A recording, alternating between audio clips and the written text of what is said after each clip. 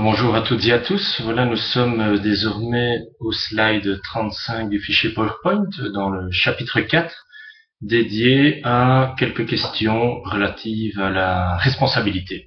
Alors c'est une question complexe, je vais me limiter à l'essentiel, aux règles vraiment de droit commun de la responsabilité et me focaliser sur l'un ou l'autre aspect susceptible de vous intéresser.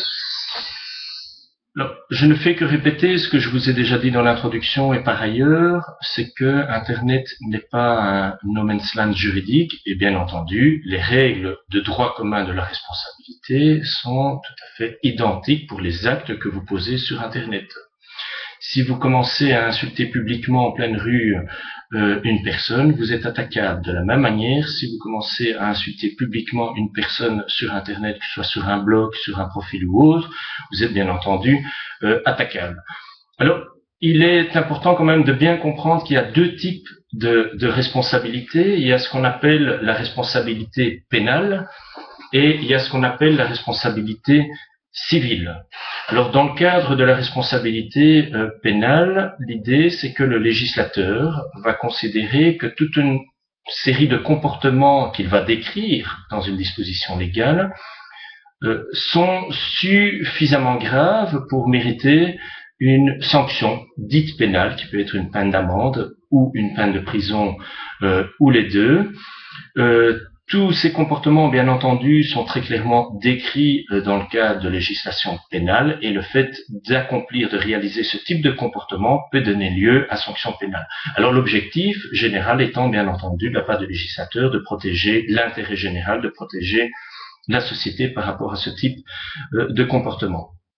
La responsabilité civile, là on est dans une hypothèse un peu différente où l'idée est plutôt de protéger les intérêts privés et de faire en sorte que lorsqu'une personne est préjudiciée de par le fait qu'une autre personne a eu un comportement fautif, elle doit pouvoir réclamer des dommages et intérêts en vue d'obtenir réparation de ce préjudice. Donc là, l'idée est plutôt, l'objectif est de protéger les intérêts privés, l'objectif est plutôt d'obtenir réparation et donc des dommages et intérêts pour couvrir le préjudice subi. C'est une responsabilité qui suppose qu'une personne ait commis un acte fautif, qui ait eu un dommage et qui ait un lien de causalité entre l'acte fautif et le dommage. Donc le dommage doit être le résultat véritablement du comportement fautif de la personne. Alors, le grand principe, c'est qu'en principe, est responsable celui qui commet l'acte fautif ou l'acte répréhensible. Et c'est la première personne qui va être attaquable en responsabilité. Donc, c'est la personne qui a véritablement ce comportement dit fautif ou qualifié de fautif qui verra sa responsabilité engagée. Maintenant, il y a des exceptions. En ce sens on connaît, à tout le moins dans nos régimes, alors je ne sais pas si c'est le cas dans tous les systèmes de responsabilité dans le monde, mais en tout cas dans le régime de droit civil, nous connaissons ce que nous appelons la responsabilité pour autrui, et notamment la responsabilité des parents ou la responsabilité des enseignants éducateurs pour défaut de surveillance de leurs enfants ou des élèves qu'ils ont sous leur garde. Alors, il peut aussi y avoir des hypothèses de complicité en matière pénale. Je vais y revenir. Alors, la grosse difficulté en matière de responsabilité, il suffit pas de croire que quelqu'un est responsable pour pouvoir automatiquement engager sa responsabilité. Encore faut-il pouvoir apporter la preuve de cette responsabilité. Alors, lorsque nous sommes en responsabilité pénale, n'oubliez quand même jamais une chose, c'est qu'il existe ce qu'on appelle la présomption d'innocence. La présomption d'innocence, donc, qui fait que tant qu'on n'a pas prouvé qu'une personne est coupable, sa responsabilité pénale ne sera pas engagée. Et la preuve, là, devient pas nécessairement facile, puisqu'il faudra non seulement prouver qu'il a eu le comportement infractionnel, c'est ce qu'on appelle l'élément matériel de l'infraction, donc il faudra s'assurer que le comportement qu'il a eu est bien celui qui est récriminé par le législateur. Il faudra en plus prouver un élément intentionnel, c'est-à-dire prouver que la personne le faisait en étant véritablement consciente de son acte et qu'il le faisait dans le but de nuire, de porter atteinte à autrui. En matière de responsabilité civile, il faudra là prouver la faute, donc aller prouver que le comportement que la personne a eu peut être considéré comme un comportement fautif par rapport à un critère abstrait qui est un critère du bon père de famille. il faudra prouver qu'il y a eu dommage, il faudra évidemment prouver non seulement la réalité de ce dommage, mais en plus le montant du dommage pour réclamer un certain montant de dommages et intérêts, et il faudra en plus prouver le lien de causalité entre les deux. Alors c'est théoriquement facile à dire, en pratique, c'est jamais nécessairement facile. Pourquoi? Et particulièrement sur Internet, parce que sur Internet, je vous ai dit, c'est vrai, il y a beaucoup de traces qui restent, mais une personne un peu maligne peut aussi faire assez facilement disparaître toutes ces preuves, toutes ces traces, ou vous-même, qui souhaitez entamer la responsabilité ou engager la responsabilité d'autrui, parfois vous allez peut-être oublier de conserver ces traces, de conserver les moyens de preuve qui pourront prouver que tel ou tel comportement a eu lieu, que tel ou tel fait s'est produit. Et on néglige malheureusement en droit trop souvent ces preuves, mais il suffit pas d'être convaincu de son bon droit pour gagner un procès, il faut encore être à même de pouvoir porter la preuve de ce droit ou de faits qui se sont réalisés. Alors prenons un cas de figure qui n'est certainement pas exceptionnel, c'est le gamin qui va poster une photo de sa petite amie nue sur Facebook. Alors bien entendu c'est attaquable et il est bien normal que les parents ou que l'enfant préjudice victime de ce type de choses puisse réagir assez rapidement. Alors bien sûr il y aura une réaction qui sera plus sociale, pédagogique, où on va prendre contact avec les parents, avec l'enfant, essayer de discuter de la gravité de la chose, mais il peut y avoir une réaction qui est beaucoup plus judiciaire, beaucoup plus agressive.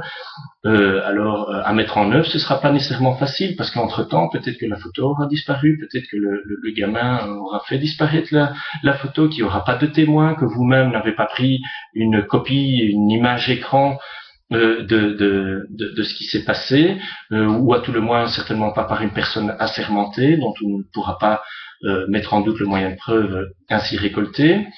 Rien n'empêcherait aussi au gamin qui a prétendument mis cette photo de son ami nu d'aller dire que son profil a été hacké. Alors, aller prouver qu'en réalité son profil a oui ou non été hacké et qu'il est lui-même réellement la personne, l'auteur de l'infraction, ce sera pas nécessairement facile à prouver, parce que si on n'arrive pas à prouver en réalité que son profil n'a pas été hacké, ben voilà, c'est sa parole de l'un contre la parole de l'autre, et sa responsabilité ne sera pas nécessairement facile à engager. Et encore même, on arriverait à apporter cette preuve. Encore faudra-t-il faire la preuve du dommage. Qu'est-ce qu'on va réclamer? Est-ce que c'est la preuve d'un dommage psychologique? Et pour réclamer quoi? La preuve d'un dommage, d'un préjudice financier? Pour réclamer quel montant? Voilà toutes les difficultés qui se posent lorsqu'on veut engager la responsabilité. Alors, c'est pas quelque chose qui est impossible, bien entendu, mais à mettre en œuvre, c'est pas toujours nécessairement facile. Alors, une question qui pourrait probablement intéresser certains d'entre vous, c'est de savoir, oui, ok, il y a la responsabilité de la personne qui a commis l'infraction, et en l'occurrence, ça pourrait être des élèves dans le cas d'un établissement scolaire. La question qui se pose aussi, est-ce que la responsabilité de l'école pourrait être engagée? Et là se pose la question de la responsabilité pénale de l'école, et se pose la question de la responsabilité civile de l'école. Première question, est-ce que dès lors qu'un élève commettrait une infraction pénale à partir du réseau de l'établissement scolaire, est-ce qu'on pourrait imaginer dans ce cadre-là que la responsabilité de l'école, la responsabilité pénale de l'école soit également engagée? Alors ce serait le cas de l'élève qui commettrait des actes terroristes, des actes de hacking, des actes simplement du spamming, des escroqueries, du téléchargement de contenu pédophile, ferait des utilisations frauduleuses de cartes de crédit qui auraient été volées, ferait de la vente illicite de drogue, de médicaments, voire même d'armes ou autres, ferait de la calomnie, ou tout simplement de la violation de droit au respect de la vie privée ou de droit d'auteur. Est-ce que oui ou non, la responsabilité pénale de l'école peut être engagée dans ce cadre-là au motif que, quelque part, l'élève a utilisé le réseau informatique de l'école pour faire ce genre de choses. Alors pour que l'école soit considérée comme pénalement responsable, elle devrait être au moins considérée comme auteur ou co-auteur de l'infraction. Alors pour être considérée comme co-auteur de l'infraction, encore faut-il que l'école ait participé non seulement à l'élément matériel et à l'élément moral de l'infraction. Donc ça suppose que quelque part l'école aurait également participé à ces actes de hacking, de spamming, de violation du droit d'auteur ou autre.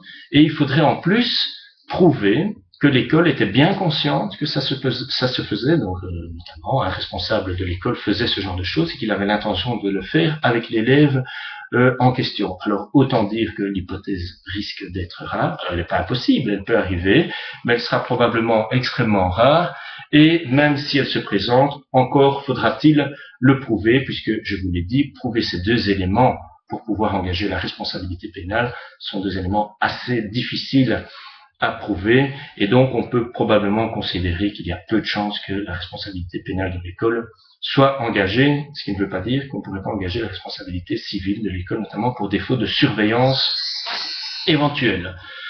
L'école pourrait être considérée comme complice, c'est la même réflexion, il faut apporter aussi la preuve de l'élément matériel, de l'élément intentionnel, preuve extrêmement difficile à apporter, à tout le moins si l'école n'a pas véritablement participé comme complice à la réalisation de l'infraction.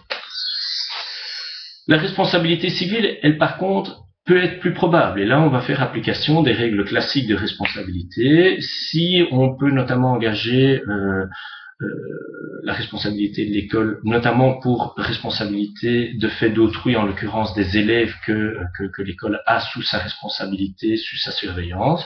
Si on arrive à apporter la preuve qu'il y a un véritable défaut de surveillance de la part de l'école, alors effectivement on pourrait imaginer d'engager la responsabilité civile de l'école. Ça va se concrétiser par quoi? La victime pourra éventuellement réclamer des dommages et intérêts à l'école.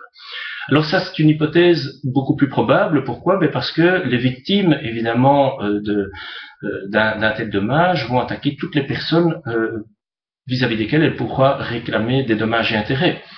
Et elle va essayer d'attaquer toutes les personnes qui sont bien entendu solvables. Alors certainement l'étudiant qui a commis l'acte répréhensible, mais aussi pourquoi pas l'école, parce que l'école souvent à coup sûr va être assurée et ne se privera pas, les avocats ne se priveront pas bien entendu d'attaquer l'école puisque c'est un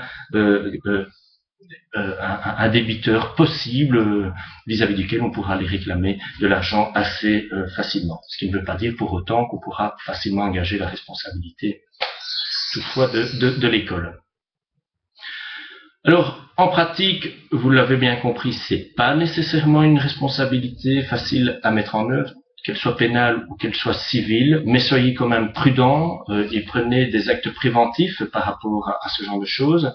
Alors, ce qui peut être utile de faire, c'est de prévoir dans les règlements d'ordre intérieur des écoles des responsabilités, des limitations, des clauses limitatives de responsabilité, notamment quant à la mise à disposition du réseau informatique de l'école. Bien entendu, veillez à être assuré par rapport à ce type de risque. Et puis surtout, veillez en pratique à limiter au maximum ce type de comportement, de faire en sorte que les élèves ne puissent pas utiliser le réseau informatique pour commettre des actes considérés comme fautifs, voire même répréhensibles d'un point de vue pénal. Et donc, je crois qu'il est important de systématiquement et régulièrement informer les élèves de ce qu'ils peuvent faire ou ne pas faire avec le réseau informatique, de les mettre en garde, dans la mesure du possible, mais tout ça dans le respect des règles en matière de vie privée, d'effectuer un certain contrôle, et si nécessaire, en cas d'abus, de bloquer l'accès aux élèves qui abuseraient du système, l'accès au réseau informatique, ou tout simplement d'une manière préventive, rien ne vous empêche aussi de bloquer des sites auxquels vous ne souhaitez pas que les élèves aient accès. À partir du moment où vous êtes gestionnaire de votre réseau informatique, vous avez toujours le droit de faire en sorte que toute une série de sites ne soient pas accessibles à partir du réseau de l'école. Ça ne pose pas de difficultés. Voilà, j'en ai terminé pour les règles en matière de responsabilité. On peut difficilement dire plus parce que voilà, plein d'hypothèses sont possibles et au cas par cas, il faudra analyser le problème qui est posé pour bien qualifier les actes et voir quel est le régime qui sera éventuellement applicable. Je vous donne désormais rendez-vous à la prochaine vidéo qui traitera du dernier chapitre dans lequel je vais vous parler des quelques sources utiles que vous pouvez utiliser pour mieux vous informer de vos droits et vos obligations sur Internet.